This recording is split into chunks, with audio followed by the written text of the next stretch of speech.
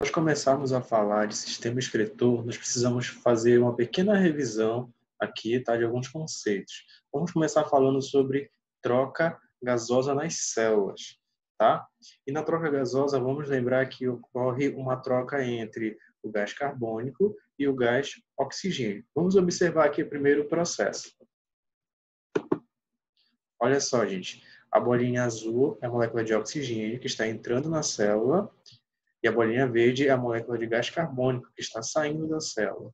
Nesse processo ocorre uma troca de gases, troca de gás carbônico e oxigênio. Esse gás carbônico é um resíduo que é formado na célula a partir de reações químicas, certo? E esse tipo de gás ele é liberado a partir do sistema respiratório. Mas, além desses tipos de resíduos, existem outros que são eliminados pelas células.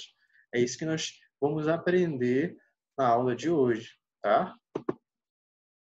Os objetivos da nossa aula de hoje são explicar por que o ser humano precisa eliminar as substâncias desnecessárias ao organismo, descrever a composição do suor e da urina, explicar as funções do sistema urinário, diferenciar as partes do sistema urinário e, por último, mostrar a composição do sistema urinário dos animais. Vamos lá. Olha só, além desses resíduos do gás carbônico, desse tipo de resíduo que é formado na célula, existem outros tipos de resíduos também que são formados nas células a partir das chamadas reações químicas. O organismo ele precisa se alimentar, precisa de energia, precisa de nutrientes. Só que nem todos esses nutrientes, esse alimento, nem é totalmente utilizado pela célula. Então, acaba formando alguns resíduos. E esses resíduos, se eles não forem eliminados da célula, eles podem intoxicar o organismo, até podendo levar à morte. Então, a célula precisa eliminar esses resíduos. Um que nós já falamos é o gás carbônico, que é formado a partir da respiração celular, do processo de respiração celular. Além do gás carbônico, existe também o suor, é um tipo de resíduo. Esse suor ele possui uma certa constituição química, que a maior parte é água e uma pequena parte é algumas excreções que são eliminadas pelo suor, tá? Como ureia, por exemplo, e alguns sais. Além do suor, tem também a urina, que é eliminada a partir do sistema urinário.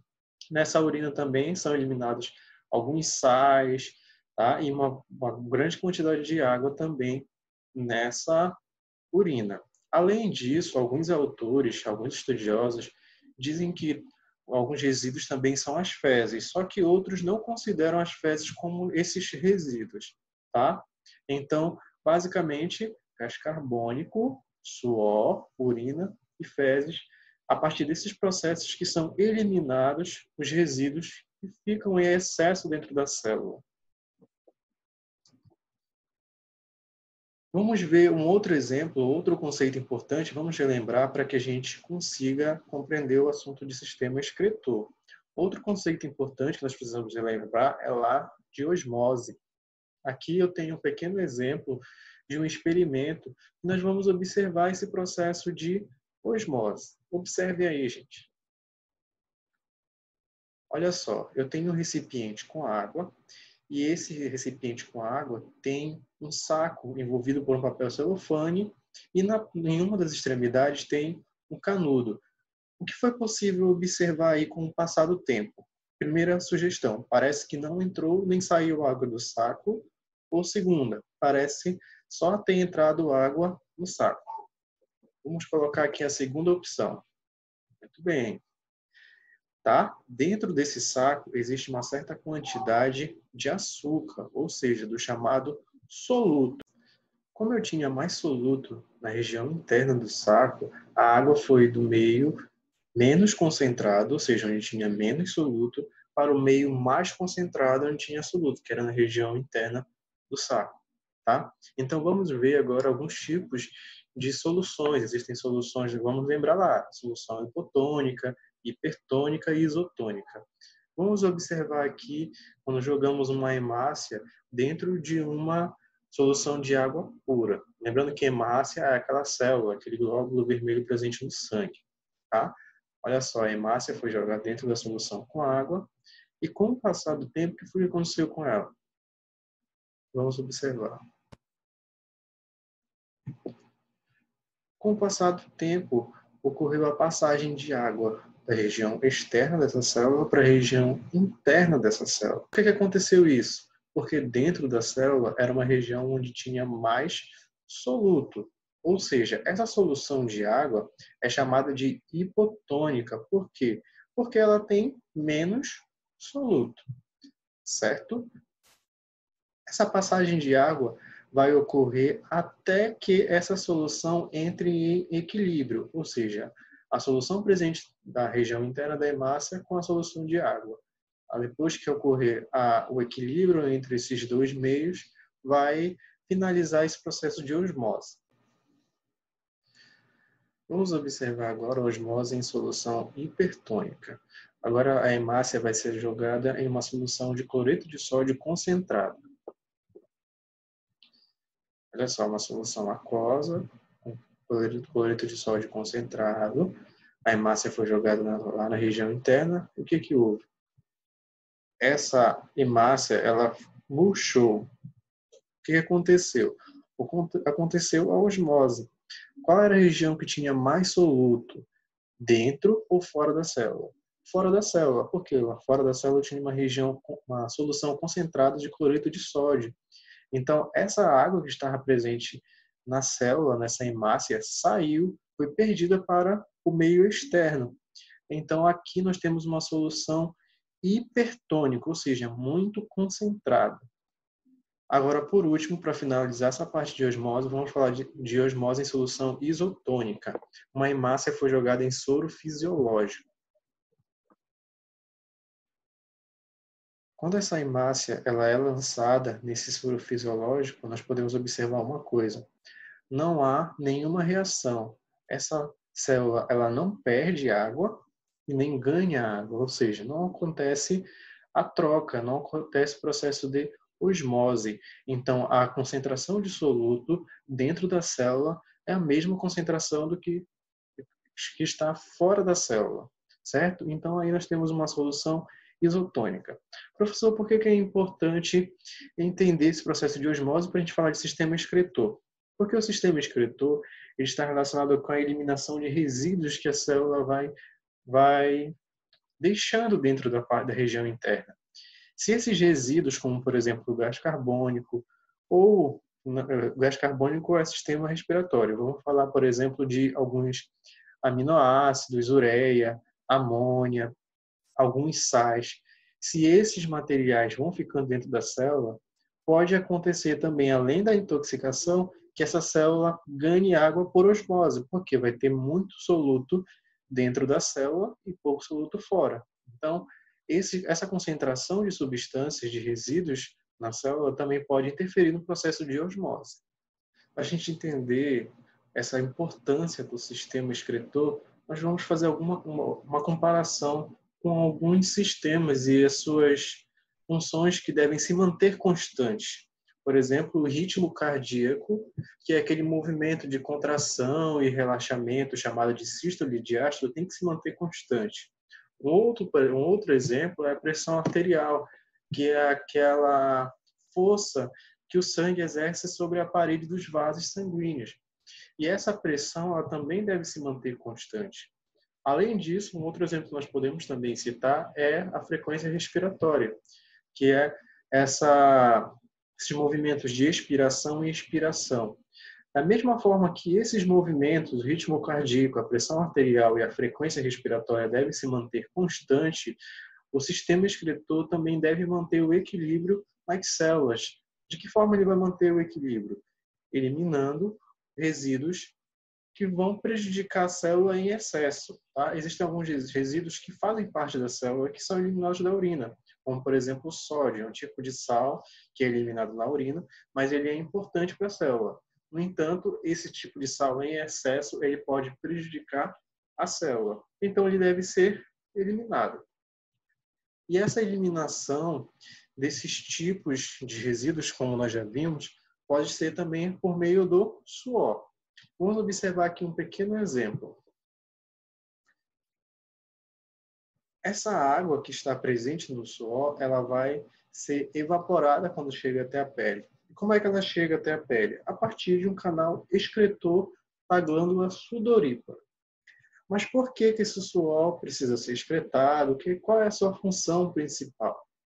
Bom, vamos lembrar primeiro da temperatura corporal do nosso organismo, que é em média 36 graus Celsius, até 37 graus Celsius é a temperatura normal do nosso organismo. E essa temperatura ela não vai variar, ela sempre se mantém constante. Só que em algumas situações, como por exemplo exercícios físicos, fazem com que essa temperatura seja aumentada. Só que o corpo tem que ter algum mecanismo para manter essa temperatura e não deixar que o corpo aumente essa temperatura. Um dos mecanismos que fazem com que essa temperatura se mantenha constante é justamente a liberação do suor. Porque a água, a molécula de água, ela tem uma capacidade elevada de conter calor. Ou seja, aquele calor que iria aumentar a temperatura do seu corpo, ele vai ser eliminado juntamente com as moléculas de água, a partir do suor. Então, esse suor que é jogado para a região externa do corpo, ele leva junto consigo uma certa quantidade de calor, impedindo que essa temperatura interna do organismo seja elevada, certo? Além disso, esse suor, ele não elimina apenas água, ele vai eliminar também alguns sais, algumas substâncias também, como ureia, ácido úrico, cloreto de sódio.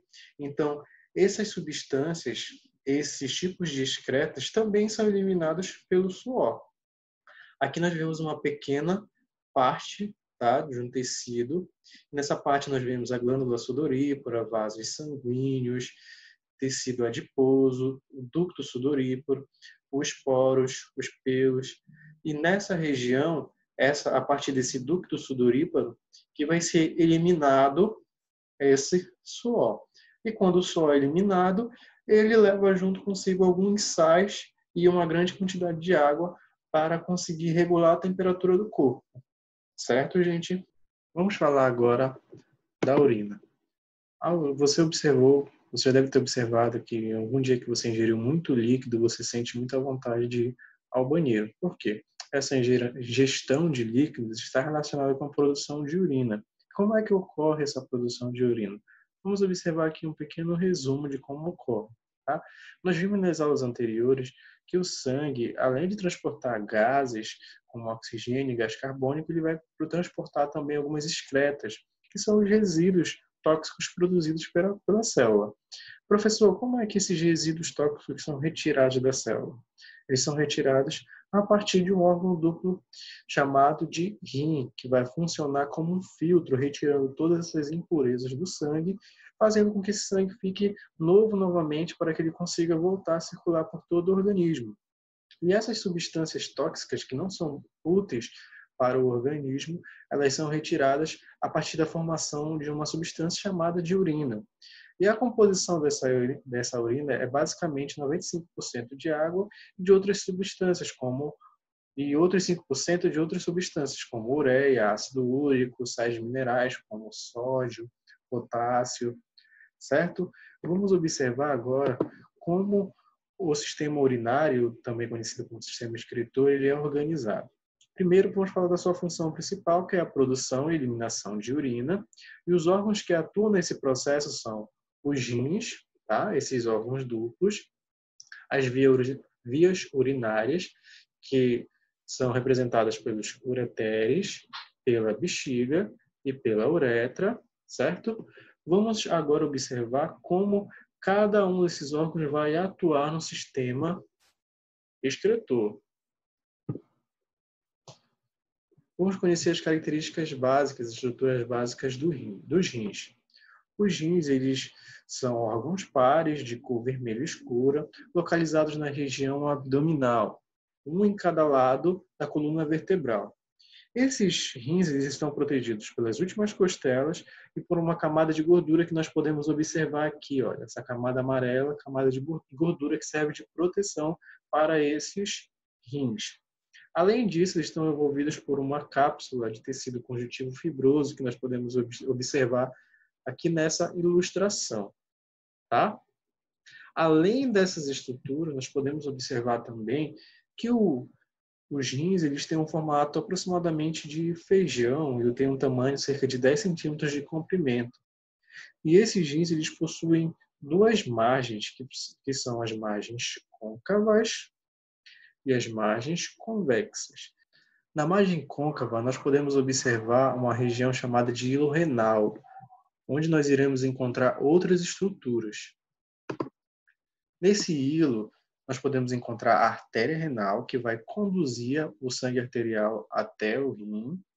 E dessa região também partem as veias, a veia renal, que vai retirar o sangue do rim.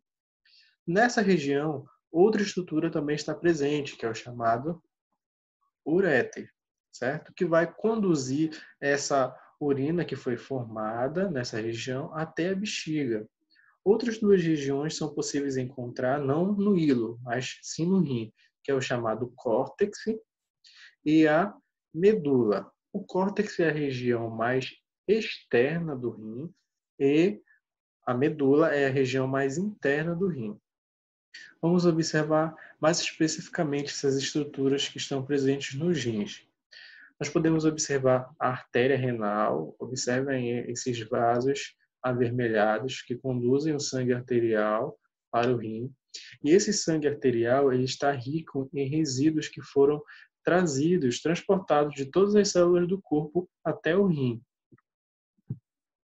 Essa artéria renal ela vai se ramificar, chegando numa região chamada de medula, onde nós podemos encontrar umas estruturas chamadas de néfrons, que são unidades básicas de filtração do sangue.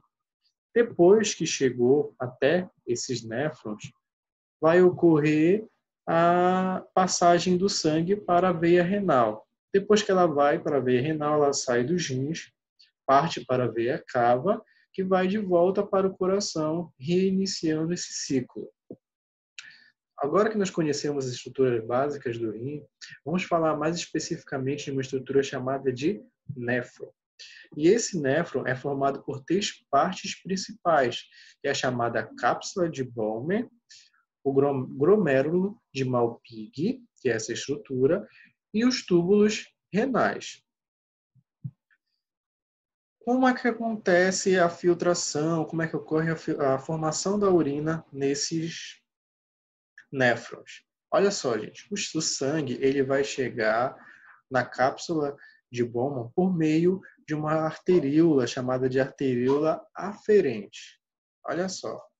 Depois que ele chegou até essa arteríola aferente, ele vai se ramificar, ou seja, formando vasos menores e mais finos, que vão ser chamados de glomérulo de Malpighi. Depois que o sangue passou por esse glomérulo de Malpighi, ele vai sair por meio de uma arteríola chamada de arteríola eferente. E só depois ele vai chegar até a veia renal. Tá? Na cápsula de Bowman, ela vai se ligar a um chamado tubo com tecido, chamado de túbulo proximal. Olha só, gente, qual é? Depois desse túbulo proximal, vai existir uma outra estrutura chamada de alça de Henle. Essa alça de Henle tem um formato de U. Depois dessa alça de Henle, haverá uma nova estrutura que vai ser o chamado túbulo distal. Olha só, gente. Depois desse túbulo distal, vai ter uma outra estrutura chamada de ducto coletor. E depois desse ducto coletor, esse líquido vai ser conduzido para outra região. Vamos aqui fazer um pequeno exercício. A unidade mínima de filtração do sistema excretor recebe o nome de... Respondam aí, gente, na casa de vocês. Néfron ou glomérulo? A unidade mínima de filtração é o chamado néfron. Olha só, gente, aqui, olha. O sangue arterial chega à cápsula de Bowman pela veia renal ou pela artéria renal? Vai chegar a partir da artéria renal. Isso mesmo, olha só, observem que o sangue chegou à cápsula de Bowman por meio da artéria renal, depois ele partiu, o sangue venoso já sem as impurezas, ele vai sair desse sistema excretor por meio da veia renal ou artéria renal. Resposta correta, veia renal. Esse sangue sem essas excretas, sem esses resíduos, já vai para a veia renal e depois seguir em direção à veia cava. Qual o nome do túbulo contorcido ligado à cápsula de Bowman? É túbulo contorcido proximal ou distal? Túbulo contorcido proximal. É esse túbulo que está próximo à cápsula de Bowman. Túbulo contorcido proximal desemboca em uma alça em forma de U chamada de alça de Henle ou alça de Bowman.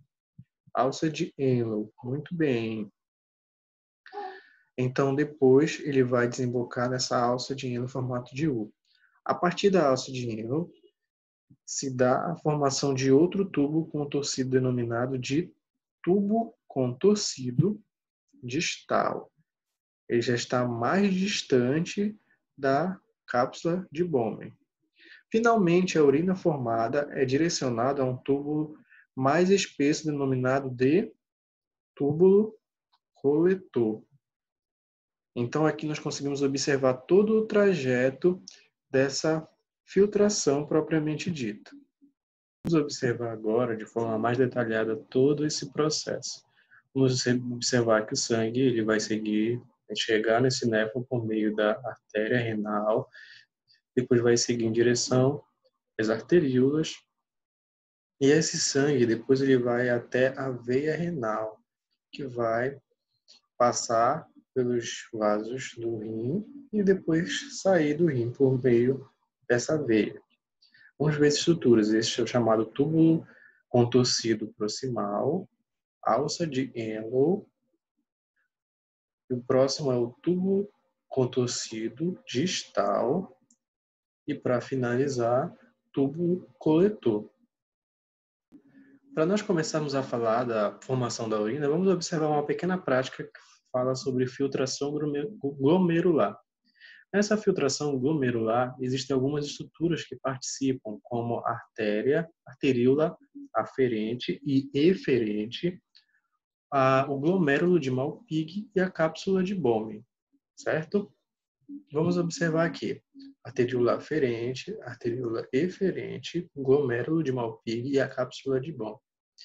Por essa glomérulo de Malpighi irá passar algumas substâncias que vão acabar saindo e indo em direção à cápsula de Bowman, como alguns sais, ureia, água e outras moléculas orgânicas simples. Outras moléculas orgânicas maiores já não vão conseguir passar, assim como, por exemplo, os glóbulos sanguíneos, hemácias, os leucócitos, eles não vão conseguir sair, então vão retornar para a corrente sanguínea. Assim como eu falei anteriormente, algumas proteínas grandes. Vamos para a pergunta. Nesse vídeo, nós vimos que algumas moléculas são eliminadas do sangue, no glomérulo de Malpighi, para a cápsula de Bowman. Todas as moléculas são eliminadas do sangue, no glomérulo de Malpighi, para a cápsula de Bowman. A resposta correta é a primeira. Não são todas as moléculas que são eliminadas, que saem do glomérulo de Malpighi e vão para a cápsula de Bowman. As moléculas que são eliminadas são água, glóbulos sanguíneos, sais, ou águas, sais, moléculas orgânicas simples e ureia. São moléculas simples, sempre moléculas menores. As moléculas que não são eliminadas já são aquelas mais complexas, ou seja, os glóbulos sanguíneos e as moléculas orgânicas. Quarta, uma explicação para essa passagem. Primeira, é que a pressão da cápsula é enorme, ou a outra opção, a pressão do sangue empurra as moléculas, daí o glomérulo funciona como um filtro. Exatamente dessa forma, a pressão sanguínea vai atuar, assim como a osmose. Para a gente entender sobre a formação da urina, nós precisamos compreender que a urina ela passa por 3 fases para ela conseguir ser formada. Pela fase de filtração, reabsorção e pela fase de secreção. Vamos observar agora como ocorre primeiro a parte da filtração, que vai ocorrer lá nos néfrons. Essa filtração é chamada de filtração glomerular. Por que ocorre essa filtração glomerular? Ela vai ocorrer justamente por conta da pressão sanguínea e da osmose, que faz com que uma parte do plasma sanguíneo passe do glomérulo de Malpighi para a cápsula de Bowman, como nós vimos anteriormente.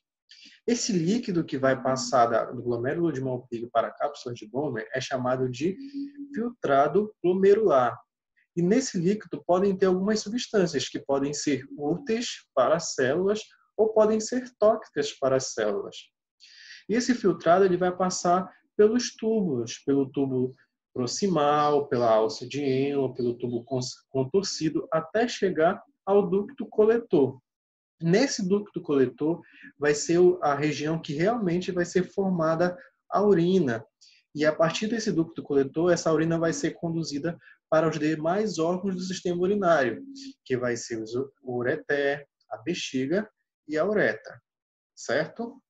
Então, a filtração vai ocorrer aonde? Vai ocorrer no glomérulo de Malpighi para a cápsula de Bowman, ou seja, nos néfrons.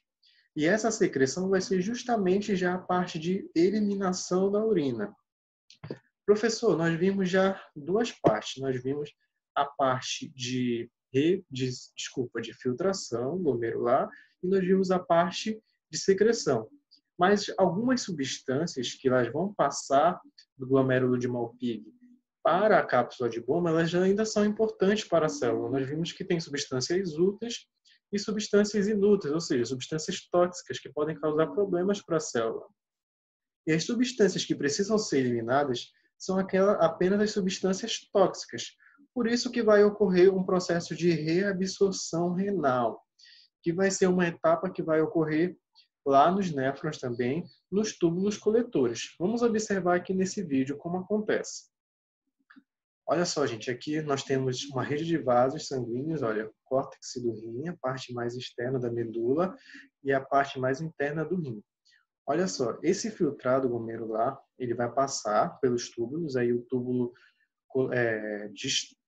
proximal, e a partir desse túbulo vai ocorrer a absorção de sais como sódio, cloro, água, a partir dos vasos sanguíneos. Olha, chegando até a alça de Henle, a reabsorção de sódio, cloro e água.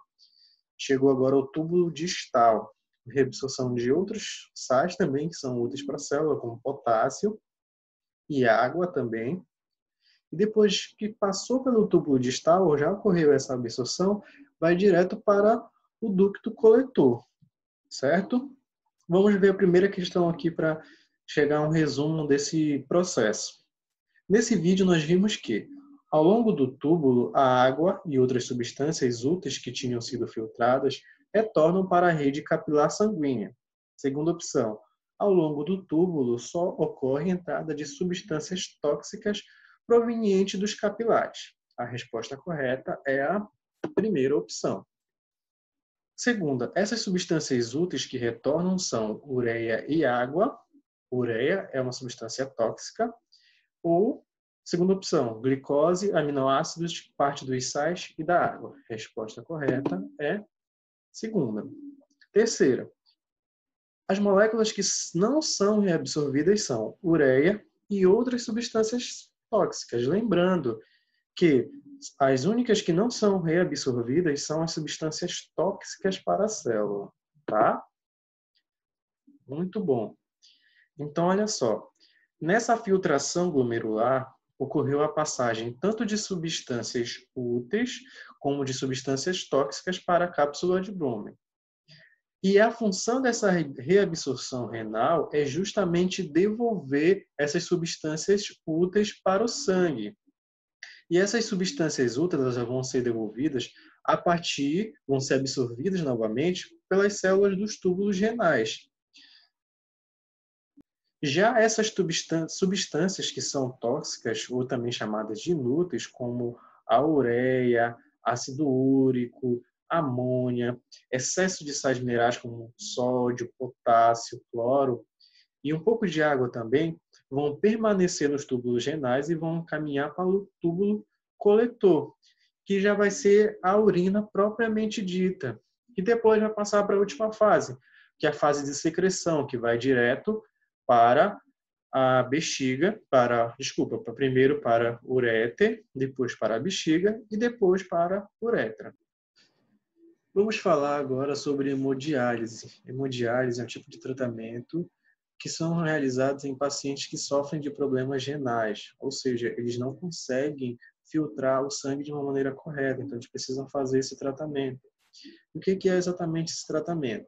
O paciente é submetido, é colocado, é ligado a um determinado equipamento que funciona como se fosse um rim artificial, que vai exercer a função que o rim dele não está conseguindo executar, certo? Vamos observar aqui de forma mais detalhada.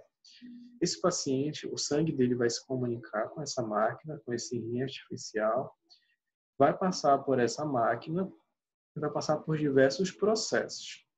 Vamos observar de forma mais detalhada. O sangue ele passa, chega até uma bomba que vai enviar esse sangue para uma região onde tem uma chamada membrana semipermeável. E nessa membrana semipermeável vai conduzir o sangue para uma solução filtrante, que vai filtrar esses resíduos do sangue. Então, esses resíduos, como ureia, ácido úrico, eles vão ser filtrados nessa região, tá?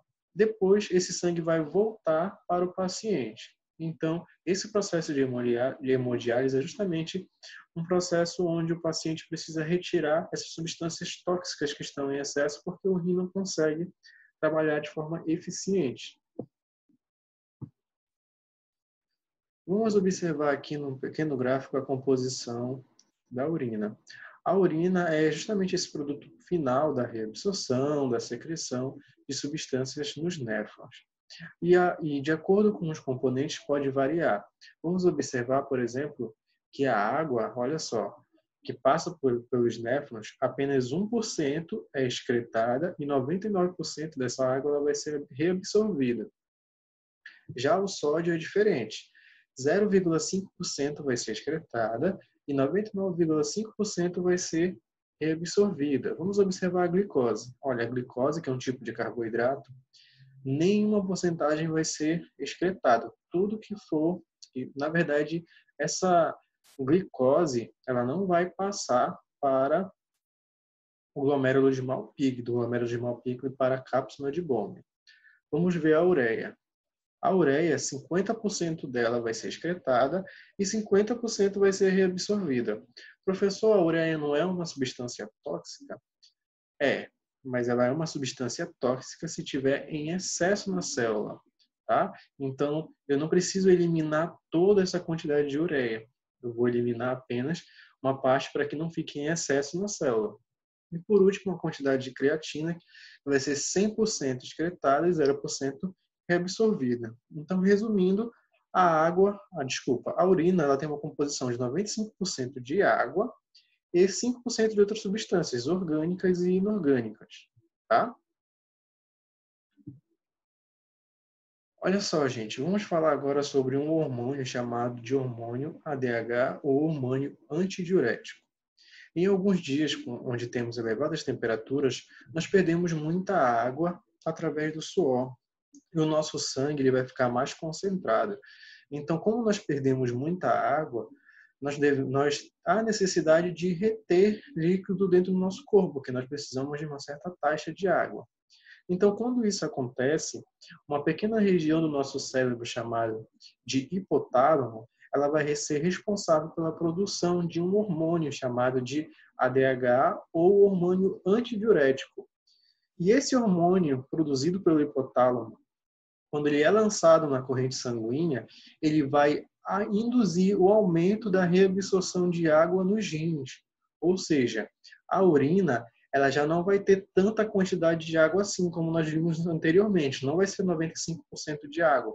Já vai ser uma urina mais concentrada, com menos água e mais sais minerais e mais ácido úrico, mais ureia. Justamente para evitar a eliminação de água para que o nosso corpo não fique desidratado. Vamos falar aqui sobre uma curiosidade dos tipos de diabetes, tá? Vamos ver, professor, por que a diabetes está relacionado com o sistema excretor? Vamos ver que, de acordo com os tipos de diabetes, pode ter uma certa relação com o sistema excretor. A diabetes mellitus é um tipo de diabetes que está relacionado com a deficiência de um hormônio chamado de insulina, um tipo de proteína que está relacionado com a regulação da taxa de glicose no sangue, ou seja, daquele carboidrato, de um açúcar no sangue. Tá? Então, se não tem insulina no sangue, não consegue eliminar a glicose, podendo ocasionar, por exemplo, em uma grande concentração de açúcar no sangue. Já a diabetes insípidos, que é um outro tipo de diabetes, já não é causada pela deficiência da insulina, mas sim pela deficiência de um hormônio chamado de ADH, que é o hormônio antidiurético. Dessa forma, como não tenho esse hormônio, já vai ocorrer uma deficiência na reabsorção de água pelo organismo. Então, na urina vai ser eliminada muita água. Então, por isso que os pacientes que são acometidos com esse tipo de doença, eles sentem muita sede e podem correr o risco de desidratação. Então, esses dois tipos de diabetes são diferentes e essa diabetes insípida está relacionada justamente com essa produção de urina. Por quê? Vai ter uma certa ausência desse hormônio antidiurético.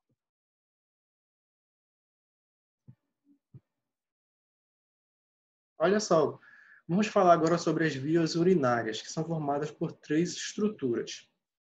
Lá nessas vias urinárias vai ocorrer a passagem da urina, o armazenamento e a eliminação da urina. O uréter são formados por dois tubos que ligam os rins à bexiga. E nos ureteres ocorre a passagem da urina dos rins até a bexiga. Na bexiga, que é já uma bolsa muscular, ela é responsável pelo armazenamento dessa urina, certo? E depois da urina nós temos a uretra, que é o canal que vai conduzir a urina da bexiga até o meio externo. Vamos fazer uma pequena atividade de fixação aqui, gente, para a gente melhorar a nossa compreensão. Vamos relacionar as colunas aqui, uma coluna com a outra. Os rins. O que são os rins? Órgãos responsáveis pela filtração do sangue. São tubos que levam a urina dos rins à bexiga. Canal que conduz a urina da bexiga exterior. Vamos lá. Os rins. Eles são órgãos responsáveis pela filtração do sangue. Ureteres são tubos que levam a urina dos rins à bexiga. Vão respondendo aí também.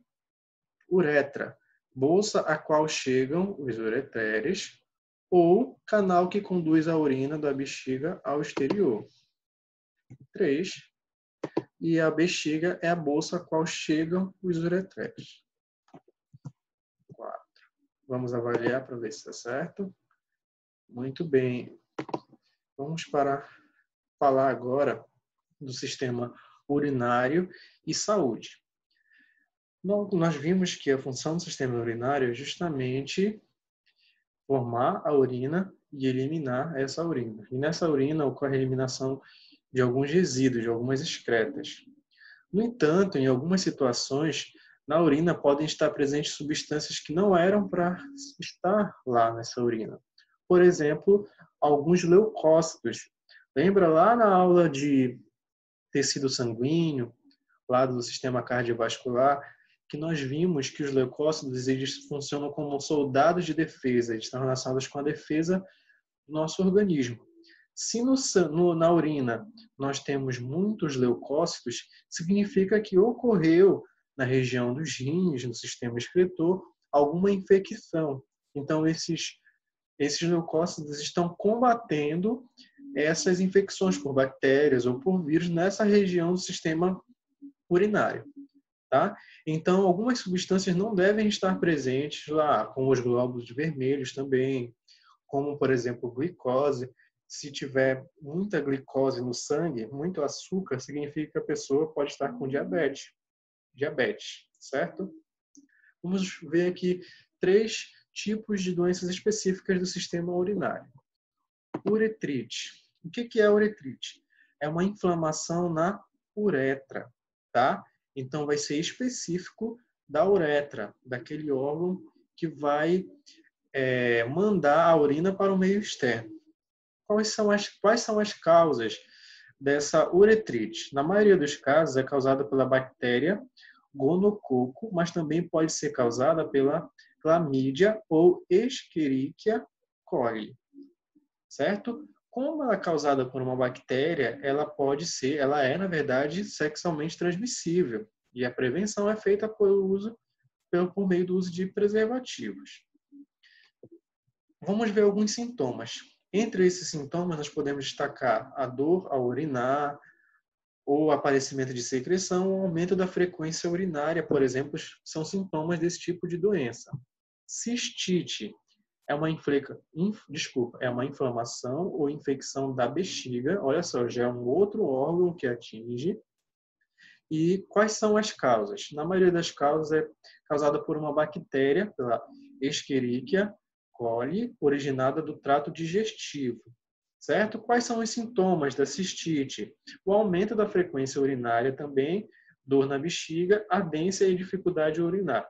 Observem que, às vezes, algumas diferenças entre essas doenças do sistema urinário vai ser a região que vai ser acometida, certo? Uretrite vai ser uretra, cistite, a bexiga, e a nefrite vai ser na região dos néfrons, tá? Nos glomérulos renais dos néfrons. Quais são as causas que podem ocasionar essa doença? Pode ser por meio do processo de defesa do organismo. Vamos observar que, para que o organismo possa se defender, o corpo neutraliza os antígenos por meio dos anticorpos. E a união desse antígeno e anticorpo forma um complexo que pode se depositar nos tecidos. Caso esse depósito seja feito nos rins, desenvolve-se nefrite, ou seja, essa nefrite vai ser justamente pelo acúmulo do complexo de antígeno e anticorpo nessa região dos néfrons, tá? Dos glomérulos renais. Quais são os sintomas? Urina diminuída, ou seja, vai ser menor a frequência de urina, vai com presença de sangue também. E esses 2 fatores são alguns sintomas dessa doença, tá? Vamos fazer mais a última atividade de fixação. Ligue as colunas. ADH. ADH, o que é? É um hormônio responsável pelo aumento da reabsorção de água nos rins. Olha só, segundo aqui. A bexiga é uma bolsa muscular que armazena a urina. O que é o suor? O suor é um líquido eliminado através da pele que regula a temperatura do corpo e contém excretas. O que é a urina? A urina é um líquido formado por substâncias filtradas pelos rins e que será expulso pelo organismo. Por último, o sistema excretor é um conjunto de órgãos que realizam a filtração e eliminação de impurezas do sangue. Vamos avaliar aqui? Correto. Gente, então, era essa a nossa aula de hoje, tá? Qualquer dúvida, deixa a mensagem de vocês lá nos comentários, ou podem mandar mensagem no e-mail, ou lá no grupo da turma também, tá? Podem me chamar lá nos horários comerciais, podem mandar mensagem. E não esqueçam de olhar lá na descrição do vídeo, que terá todas as orientações para vocês fazerem as atividades de vocês, tá, gente? Qualquer dúvida, me chamem. Até mais e fiquem com Deus.